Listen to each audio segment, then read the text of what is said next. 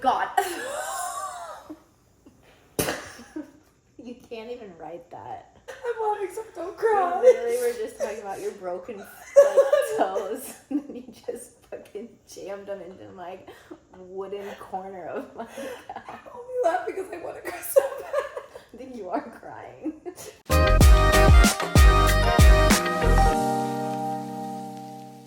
For context, I broke my toes and I just slammed them into Emily's couch. Okay, welcome back to another YouTube video, Society 97. Today we're bringing back an old thing that we used to do on the channel called The Guide.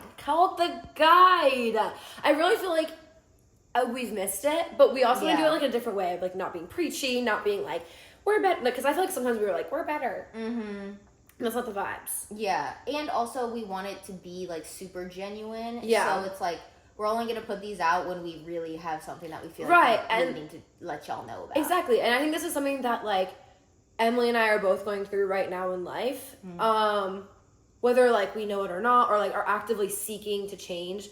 But I think it's like this time of year. Like it's starting to get a little cold. You know, it's like cuddle season. It's like boot up season. But you start to get like the seasonal depression of like, I want change in my life because like we can't be outside, we can't be active, like you're inside now, and like the biggest change in your life that I feel like as an adult you feel like you can change is your career. Yeah. Well, also it takes up all of your time. Right.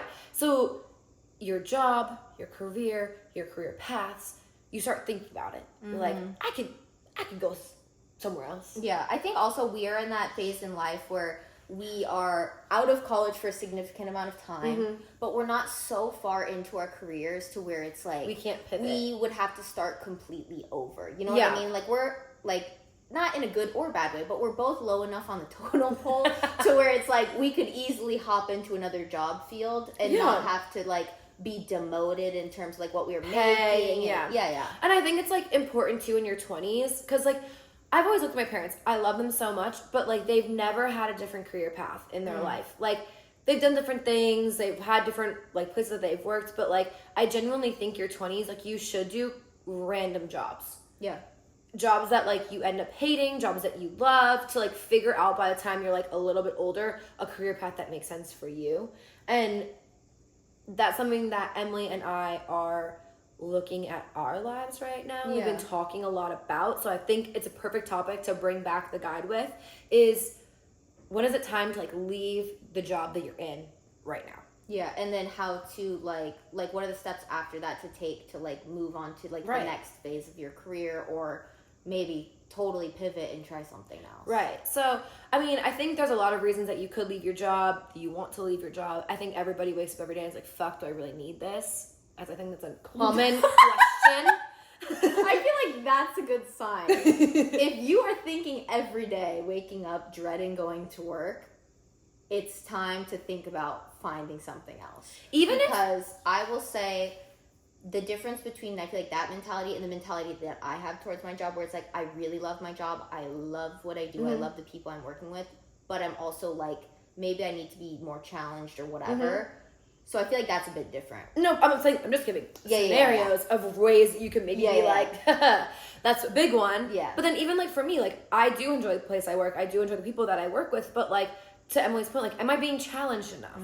Or is this a challenge that like I want to conquer? Or is this something that like I see for myself in a couple of years? Or can I take experience and pivot somewhere else? And I think that's going to help get you to the next spot. To where I want to be. And I think like recognizing it is the first step, obviously, to be like why you don't like it, what's wrong with the position that you're in, and it could be for a multitude of reasons. But that's a big thing, and I think a big deciding factor of like moving forward, like what you should be looking for next or what you don't want next. I mean, it's like a relationship. It's like, I will never put up with that again, or that's something that I really enjoyed in a relationship. It's the same thing. Yeah. I think a lot of it comes back to, especially in America, I think a lot of other countries do this better than America, but by the time you turn 18, you're kind of forced to figure out what you want to do until you're 70. And so I feel like it puts a lot of people down this path of like, okay, when I graduated college, I thought I wanted to go, you know, I mean, I was like the corporate ladder climbing girl. I thought that was what I was wanting to do, because in college I was like, I fucking love this shit. Like, I'm gonna graduate, I'm gonna go work in marketing, I'm gonna climb that ladder, and I'm gonna be the CMO one day. And then I worked for a big corporation for 3 months, and I wanted to jump off of said roof of corporation. So I decided I don't give a fuck about the ladder. Yeah. I'm cool with sitting where I need to sit, making enough money to live, and then, you know, moving to a different spot. Well, it's gonna, and, you know, things slowly are gonna fall. climbing. Yeah. I don't care about that fast climb anymore. Yeah. And that is something that I realized maybe not too late, but like I kind of wish that college wouldn't force people into those positions to like have to go through the worst job you've ever had in your life just to realize, oh, this isn't for me. No, but I also think that's important for character building, but also like to see what you want in life. Like, right? So I think if you're in your early 20s, mid 20s, any part of your 20s, genuinely change your career path. Do different things. Try new things. Like, because you're not going to know. And like, I mean, at least for us, and this is speaking for us, and obviously speaking from a very like different standpoint, we don't have kids. Yeah. And we don't have people that like rely on us to pay their bills. Financially, yeah. So like we are only relying on ourselves, and this is coming from that perspective of like I can pivot and make, like I went from a corporate job where I made very good money, I had great benefits, and I left it to become a bartender. And people think I'm crazy. My parents think I'm crazy. But at the end of the day, like, mental health is also a thing. Right. So, is it my end-all be-all career? No. But now I'm looking at it as, okay, so I pivoted from this very, very corporate job, which, like, I realize now, being a couple months out of it, it wasn't, like, the job that was terrible. It was the company that I just didn't enjoy. So now, and I love customer service. I love it. I love like the service industry. So how can I combine those two like skills and make it something more? Yeah. And I think that's like something that you're only going to figure out as you keep pivoting through your careers. Yeah. Also, I would say like the typical like tenure doesn't really exist anymore for companies, especially in our generation. Like employee turnover, unfortunately, is very high, but also fortunately, that means that companies are like often looking for new talent to fill seats. I know right now with the whole state of the economy, that's not as optimistic as it used to be. So it's probably going to take a lot more effort on the person applying and with shooting out hundreds of, you know, resumes and all that shit. But eventually you can probably get there. I don't want to say you can, because I'm not to be pessimistic, but I think realistically, especially with the way America is right now, with everything going on internationally, like the job market is kind of a scary place right now. But I also believe that like if you are so unhappy with something, like you should at least try to look for a different option. Yeah, and there's something that personally for me that I've realized in this past year of going from a very bad mental space because of my job into a whole different career path, I guess you could say, is like, it was scary, very scary, because I went from like a stable income, like very, like, you know, I'm not gonna lie, my job was fairly simple, all that kind of stuff, to now working like 60-hour weeks to not even make the same amount of money, but like realizing that like money can be made everywhere as long as you put time, effort, and like a lot of heart into what you're doing. You can make money doing literally anything. And I think that's like a huge thing that our society like doesn't tell you, but is getting a lot better with because of social media, to show that like you can make money doing literally anything. Like if you want to do ghost tours in a city that you live by, you can go make money doing that. Yeah. You could be, there's a freaking Segway tour here, and people would make money doing that. Yeah. So like there's literally ways that you can do stuff. And I also think too, say you're in a career or a job where like you just kind of feel stuck and you don't necessarily feel fulfilled, but like you know ways that you could feel fulfilled. Start doing those at night, start doing it on weekends. And I understand that job is sucking the life out of you during the day. It does. It is soul sucking. But start doing things that you enjoy outside of work to start fulfilling you. So like for me, it was going to the gym and doing this podcast. Like those two things were enough for a really long time to make me feel fulfilled and happy. And I think that is a big thing too, because if you're in a career or a job that just isn't it for you, it really sucks your soul. Yeah. And it's really hard to just not do things that you enjoy outside of those working hours. I was gonna say, it's really easy to like come home and just like sit on your couch and like wither away. I would say like the last week I worked in person and like acting like that's the worst thing on earth. But I did 5 days in person, which I haven't done in forever. And like that was so draining because I'm still doing this after work and like doing other stuff. So like I was so tired and it was so tempting to just like sit and not do anything. But then I was like feeling even more depressed by doing that. Yeah. And so like working on like little side projects or like even just finding like a stupid hobby, like I play the guitar now. And so like even just doing that for like 40 minutes was like, okay, at least I did something I liked today. Right. And I think that's a huge thing. So, I mean, there's no true answer of like, go quit your job, this is what you should do. But like, I mean, the steps I think is like recognizing it, admitting it to yourself, trying to find things that you enjoy outside of work to help offset or to change your whole career path. And then the last thing would be to actually leave your job. Yeah. But we're not going to sit here and tell you that you have to do that. No, so. But I will say, if this is something that you are thinking about doing, before you never quit your job without another opportunity lined up. Yeah. But in order to get there, like the job market right now is super competitive. It's super like AI driven with, you know, people filtering through resumes. So like if you went to college, like there's a lot of resources that you can like still use within being like an alum at that college. A lot of them will like have like career centers for your college specifically that will work with alum to do like resume checks or to do mock interviews. And so something that I've done since I graduated college, and I did this through grad school, is like every couple of months I do a mock interview with my career center from my school that I graduated from. It's like a Zoom call. It's like 45 minutes. They bring me some random ass job that like potentially one day maybe I would want to do.